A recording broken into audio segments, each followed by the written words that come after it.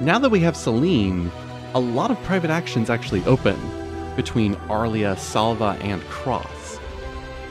So we'll take a look at them a little bit later, but for now it's time to actually make our journey to our next destination, the rest of the world map. There's a lot of places to go.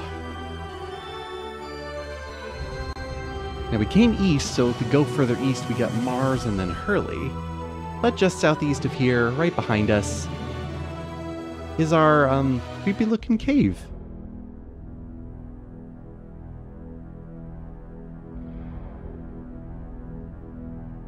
I just let the atmosphere really take over. It's also here that I want to take a look at the combat options here. Strategy. Right now we have Rena, who, if you're not playing as her, is going to just be standing there healing. So we're going to change some strategy around. The AI of our characters here is not the best, especially not early on. Because attack fleeing enemy really does, like, a lot of them don't really do much. I do want to conserve MP with Celine, and then make sure that Claude has the appropriate abilities. Yep. And then we can start heading in.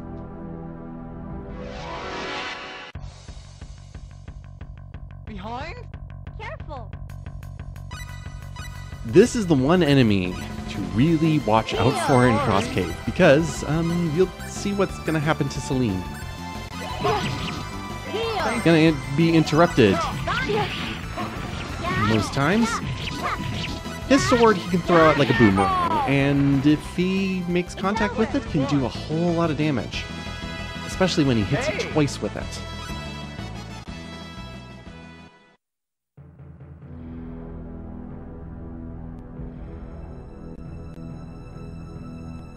All the green lighting. And of course the big chests are plundered, but the small chests aren't. Now, if you wanted Like I must to deal with Things will 2, work out. why not 3? I think. I'm so sorry. I really do find that controlling Rena is kind of the best case scenario in this situation, leaving Claude in order to do what he needs to do. Never mind. Especially when he gets pincered. Yeah, that's a problem. It's fine when you are pincering enemies, but when the enemies pincer you, it's a bad move. But that's what resurrection potions are for. We have a full score with this. They also do not give a whole lot of experience compared to the other enemies that are in the cave. So they're the most threatening and the least rewarding. The other thing I want to do is actually change our formation around. We're given a lot of formations to choose from, and it depends on who you have in your party. Right now we're extremely balanced between a fighter, healer, and spellcaster, so really it depends on where you want your guys to start. I personally use the escape shift formation most of the time, and with the triangle button you can change who is your member that you're controlling right when the battle starts.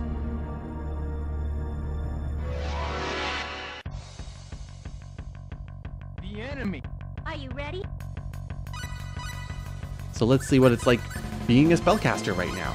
We have some slimes, we have some alraunes. Trying to pronounce it correctly. I'm not going to be successful too much. Alraun. Who have a drop of mandrakes, which I find just makes me raise my eyebrow. He drops himself, in a sense. But yeah, so if you want to be spellcasting, it's just, hey, you gotta open up the menu with triangle, go into your heraldry, choose the spell that you want. Because right now Celine has 3, soon to be 4 spells, being fire, lightning, or wind. I do want her to still be automatic when I'm not controlling her. And you can go about making her just kind of swing her stick around. It's not effective, Unexpectedly weak. but is still a faster attack speed than Claude's.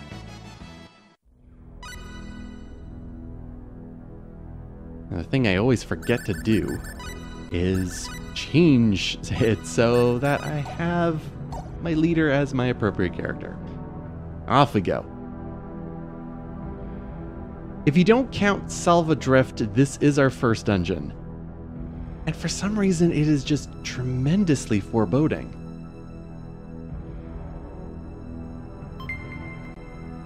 The music does it, but also just the camera angles of the whole thing, and yeah, it's just very strange there.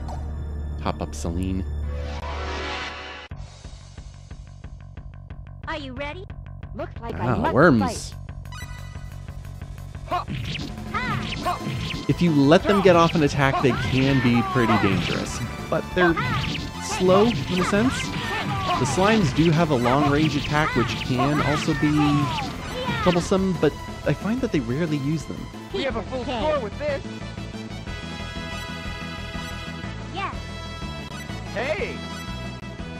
The worms also have a potential of poisoning you, so it's good that they also drop cure poisons. I think the other thing that leads to the foreboding atmosphere is the overwhelming use of green.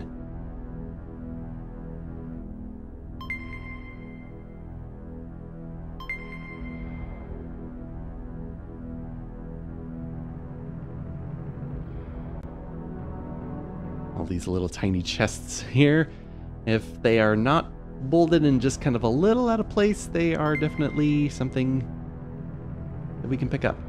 Rocking horse right underneath there. Littered junk all over the place. This place has been picked, except for these, of course.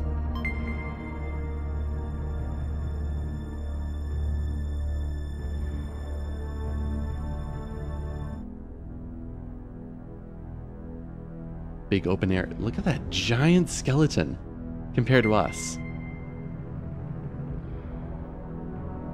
Maybe someone can come in and investigate that? That would be something that we could do there. I also have a couple of these signs that are around the cave as well. Not something that we can examine. Another skeleton. Who are these mysterious giants? What are we dealing with here? They're like twice the size of Rena. Now the other thing with Star Ocean, and this was also a problem in the first game as well, you just pick up everything under the sun in your inventory, and then you're just like slowly accumulating stuff. Like this here, which I know that I have never used in my entire life. Stink gel and just like attaching like attack items just don't seem to be like an immediate quick thing in order to supplement your gameplay.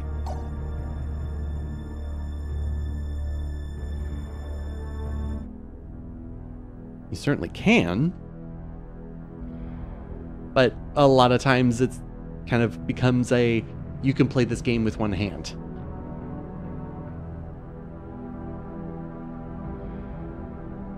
Now there's another one of those signs.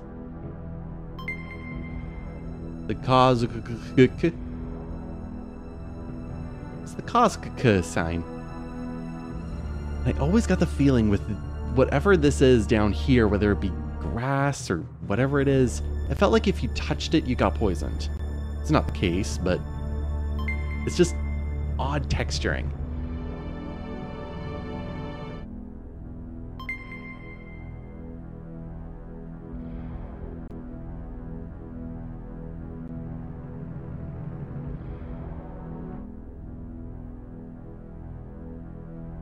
What I kind of notice with this technically first dungeon here is Star Ocean is one of those RPGs in the late 90s that really didn't latch on to what the other RPGs were doing at the time in terms of quality of life. Having these kinds of backgrounds, but then kind of getting not really an idea of where you could go in a particular space. No exits or entrances or anything like that. The thing they try to do is just kind of zoom things in so you make sure that you're not lost, compared to things like Final Fantasy VII, for instance, or a little later, Legend of Dragoon had a little bit of that. But in order to get to these 3 chests, you kind of have to be rubbing against the wall, and when it has a resurrection mist attached to it, resurrection mists are good items, but can easily be lost. They try to use the green lighting to go, hey, here's an entrance here and there, but it's not perfect. Especially when we have this green lighting around this stone. Looking like the world stone.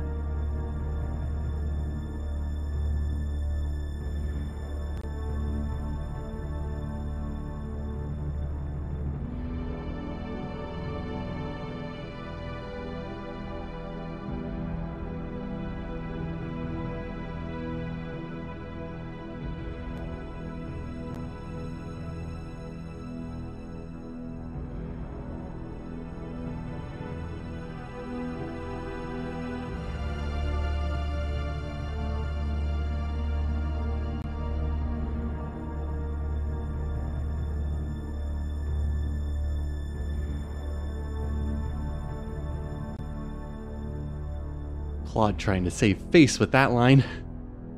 Just like, I know exactly what you're talking about.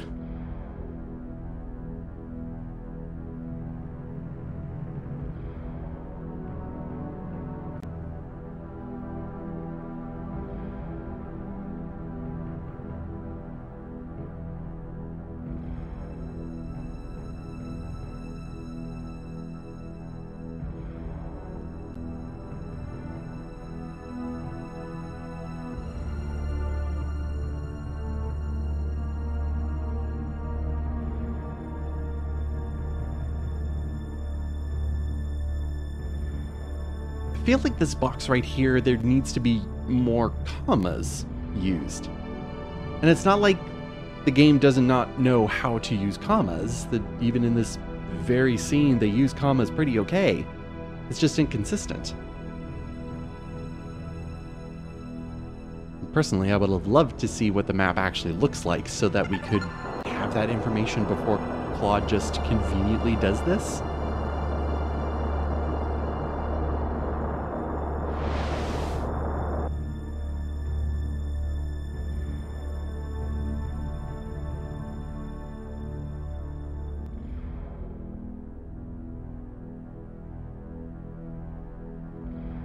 We have transferred the green lighting.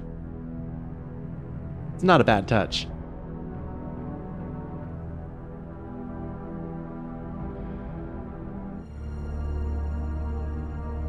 So now that we're all topped up,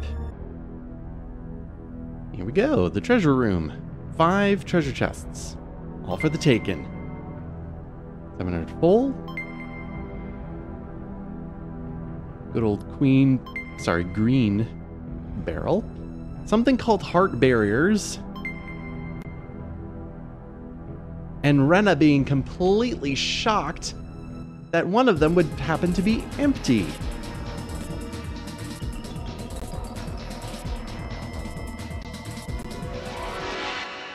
It's time for a boss fight.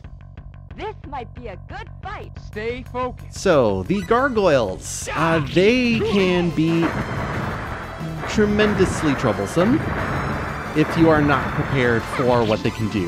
They hit pretty hard, and of course they can just latch onto a character in order to just suck the life out of them, which is also a bad move.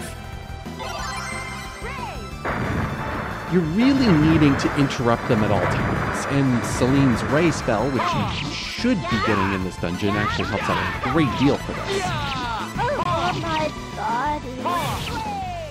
If you think you're able to do this with 2 attackers at once, unfortunately, that is not the case, since they can jump on both of them, and then Celine is just going to have to, you know, deal with that. Oh no! So yeah, this can be a problem if you're not prepared. The main problem, or trouble, that a lot of people have with this dungeon is MP management. They look pretty tough. Be careful. It's not really something you have to deal with later on in the game, but in the beginning, if you're using skills, whether it be quad skills or Rena's press, healing, and all of Celine's skills, you're going to be running out of MP very, very quickly, especially with Claude. And the only way that we're able to replenish MP very fast or very efficiently is with blackberries, and apart from buying them, they're in short supply. There's really nothing wrong with, once you go through part of this dungeon, just like returning to Cross in order to go to the inn. It can give you an extra level or two if you're doing it that way. Nope, that's a problem. Oh, boy.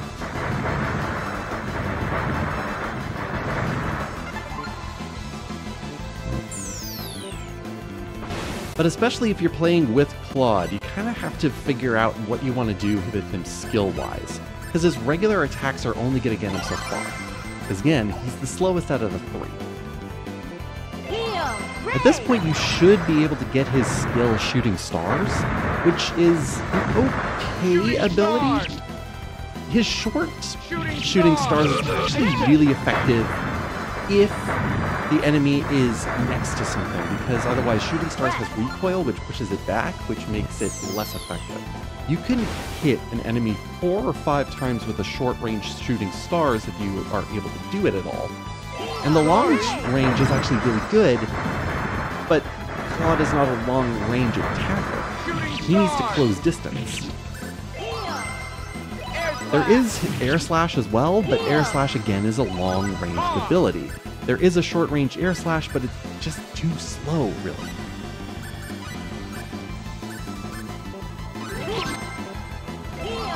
And even with all of this, making sure to have some blackberries handy, extra-wise, to just replenish MP from Celine, especially Celine, because she can do more damage than Rena can, is going to help you out a whole lot, because these guys have like 1,500 experience each. Dealing with 2 of them is the annoying part. So keep your movement going. Hopefully Celine and Rena can time out their abilities appropriately to make sure that they're interrupting the enemies at a good, fair timing here. And then with Claude, you're able to get some good hits in. It was okay. It's a really good test of your abilities really early on. And the other thing about that boss is it's completely optional. If you know that chest will trigger that boss fight, you do not have to open it.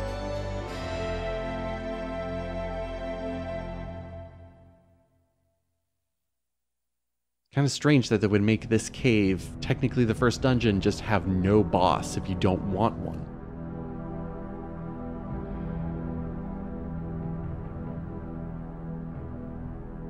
Well, according to that earlier text box, it's called the Ancient Writings.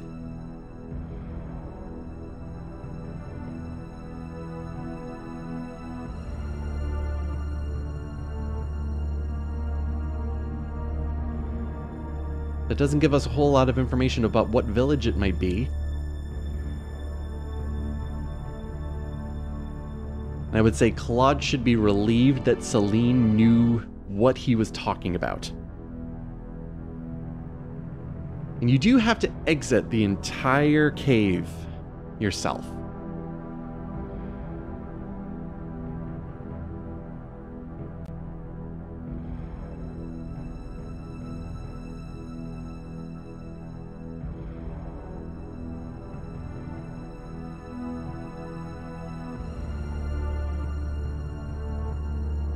Yeah, you didn't really care about what both of us were trying to do. You just said, tag along and we'll do some treasure hunting. This was a complete sidetrack.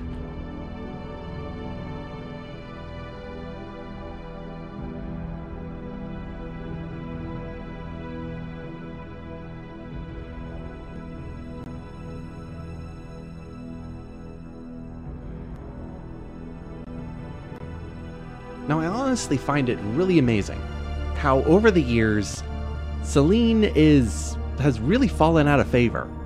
No one really likes her anymore in terms of like her support and utility as a character there. So you have this option. Either take her or don't. If you say no, you can never put her in your party again. And to be honest, in this first version, there's really no reason not to take her unless you're doing a very specific party combination. If you're doing that combination, you can't have Celine, but every other combination, Celine is gonna fill in a spot. So for the purpose of this combined playthrough, we're gonna take her.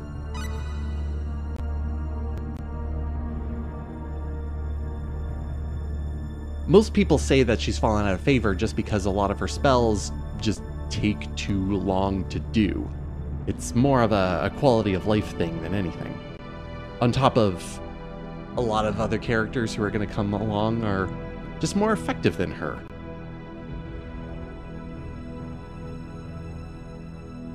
So after this sidetrack, let's get back to it.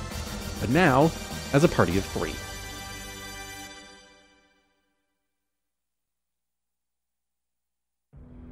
And that's it for Cross Cave.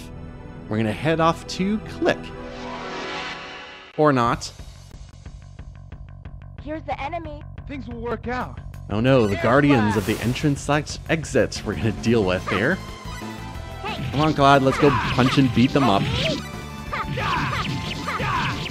It's really amazing how frequent encounters are in this cave. Probably saved a good like half an hour of footage just by cutting it out. But our venture to Click up in the north is going to be for next time. We're not quite done yet though, because it's time for some private actions.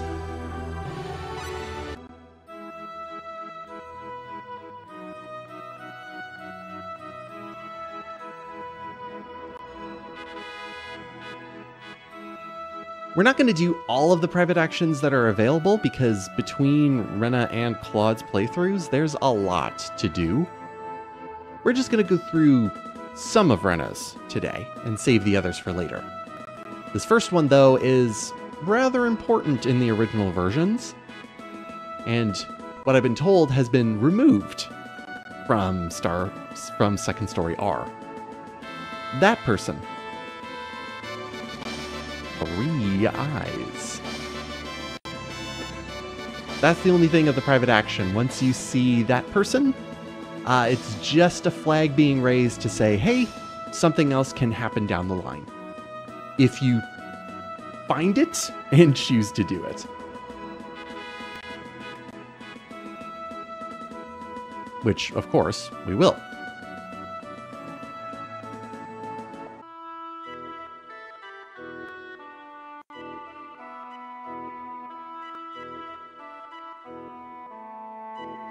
Now, as private actions get a little bit more complicated, you're going to be running into towns where there might be a chance of multiple private actions activating, and you never know which one it's going to be until you actually just do it.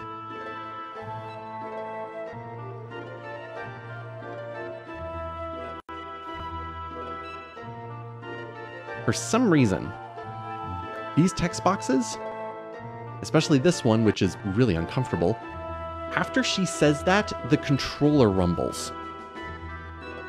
I do not remember right off the top of my head, but I think that is the only text box at this point in the game, the only text box that makes that kind of reaction happen.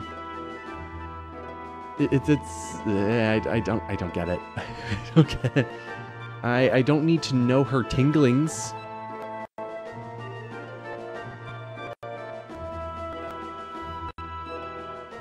So in terms of private actions, 1, you have to find the person, or find the members of your party wandering around. And then 2, one of them is going to have the private action involved with them. And sometimes private actions don't even have anything to do with your party in general. It could involve a completely different NPC, which we will see in the near future.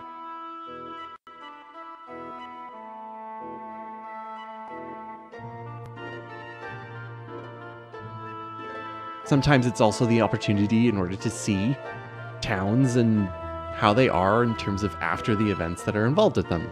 For instance, Alan, who seems to know about our investigation. I don't believe we've ever told him. But he's a rather non-entity in this case right now, so he can just wander around in the bedroom.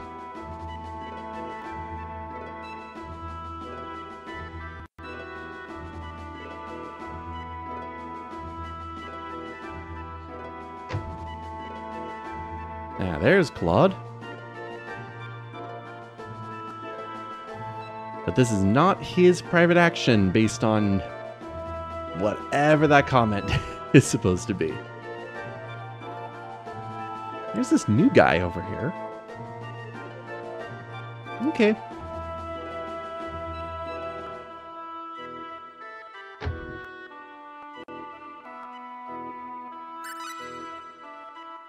No, it's meant for keeping me alive. Living is different from beauty. Ah, and this grandma. If I whoop it up too much, I get dizzy. Whoop it up. Whoop it up. Just keep thinking about that line in your head, and eventually you'll just get more and more absurd. Okay, kid. So no, the private action is here, and it involves Celine, but it really isn't Celine's private action more than it involves, again, our very important character.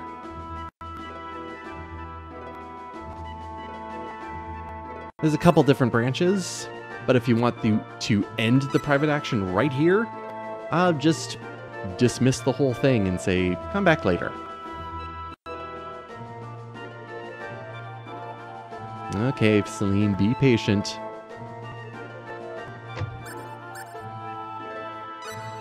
Alright, let's go find her.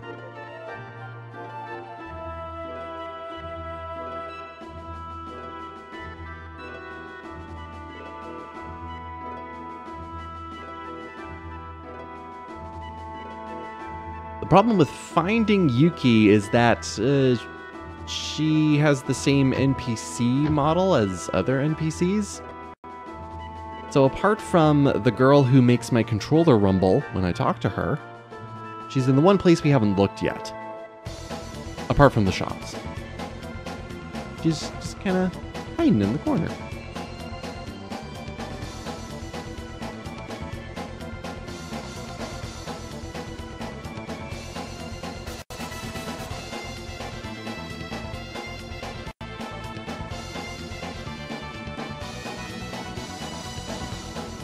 Yes, you have business in the jam store and you left the open sign on.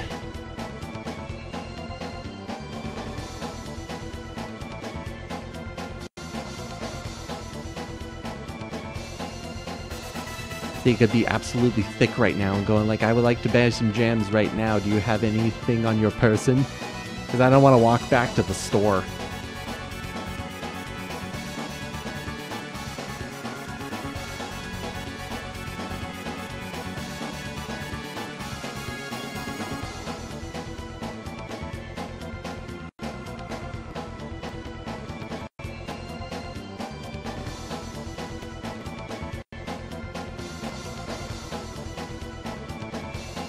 You gotta make your freckles work for you, Yuki.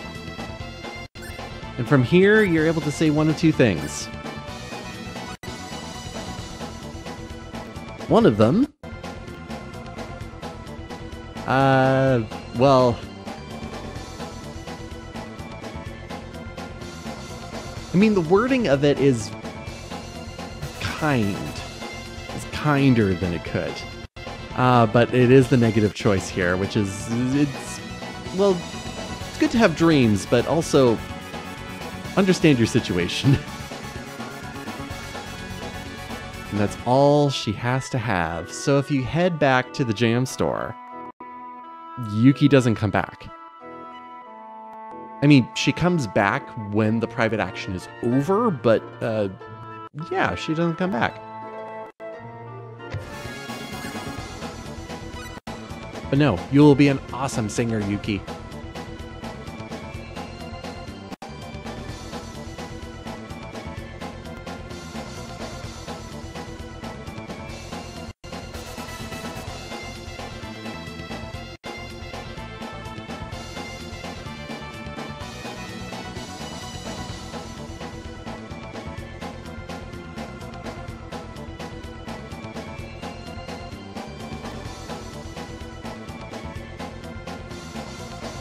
Customer might be stealing all of your gems.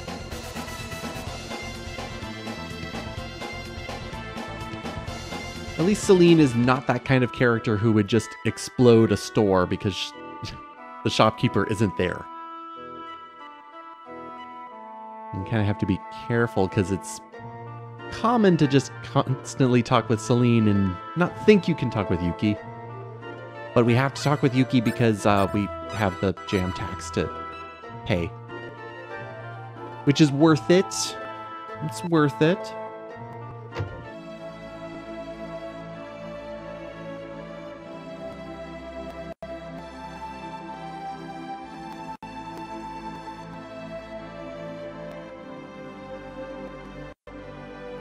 Do you realize who you're talking to, girl? I'm right here. I'm right in front of you.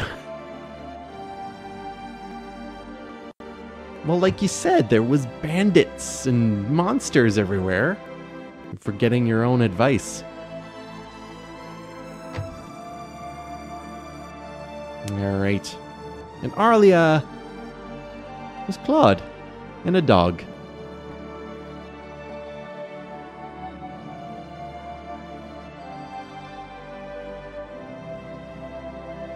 Kind of find it unfortunate how Claude's lines are very blunt and straight to the point.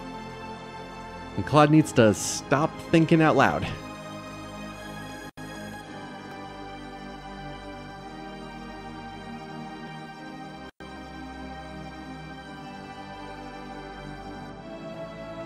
So we have the deflection, the dismiss, or the absolutely dismiss that question.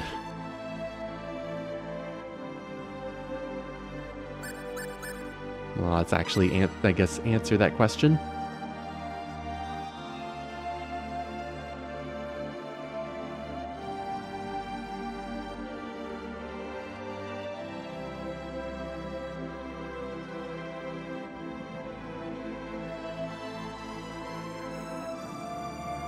Why would you go directly to that, Claude?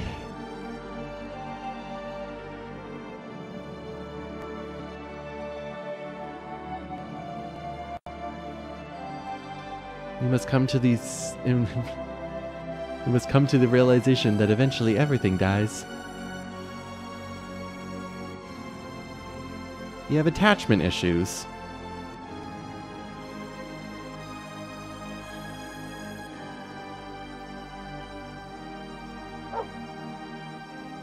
At least the dog barks.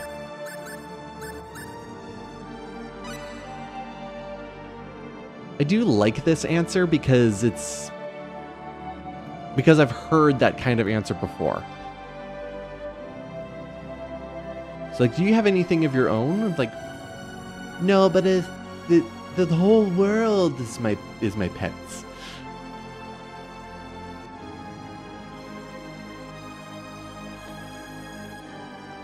And that it gets into a conversation where Claude really doesn't keep his secret a secret very well.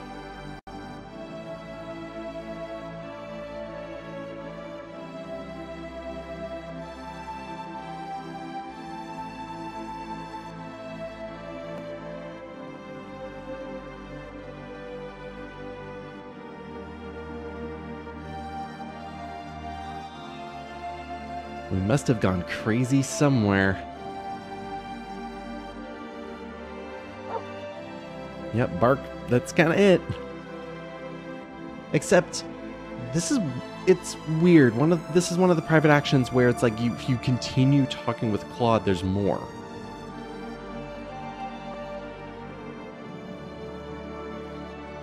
Still having the comparison issues.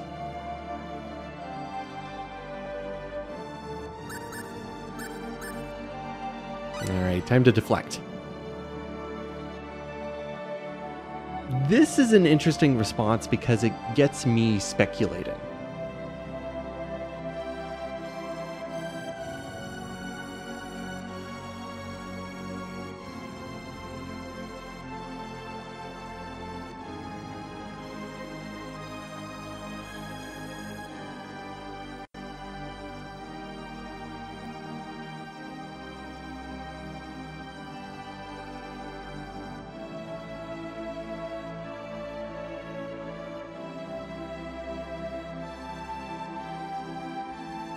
Now, this was years before the translation for Star Ocean 1 came out.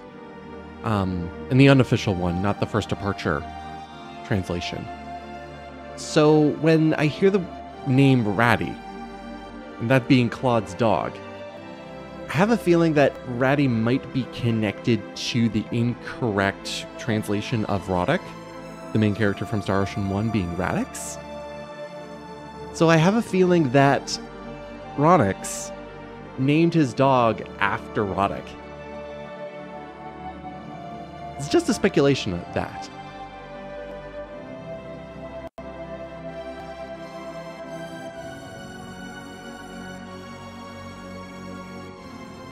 For poor dead Ratty, we gotta live our life.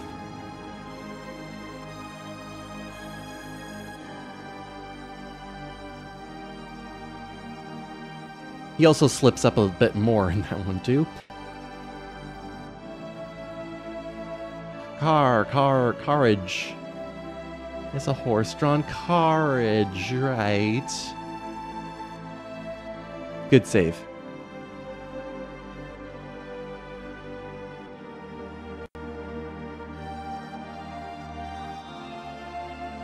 I wonder what would happen if Claude just slipped the name of just like, yeah, they were called veterinarians.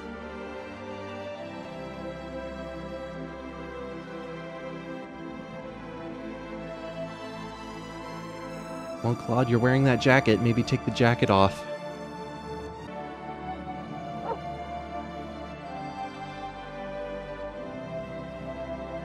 Claude has the private action in Arlia, but Celine does have a conversation as well that you don't have to reset everything for.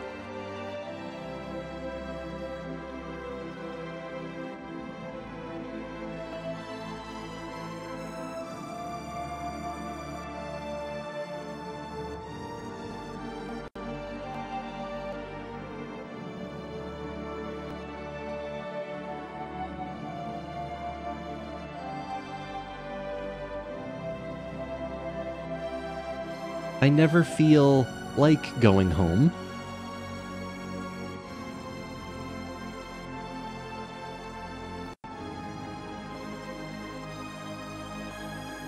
I kind of have to remember off the top of my head that I think Celine is 19, if not 21.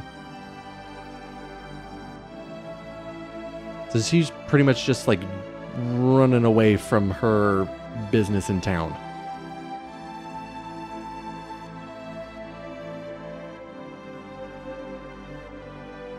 Well, it was this one time where a good friend of mine was going to marry me by chaining me up to an altar. And we were going to get quote-unquote married, whatever that was supposed to be.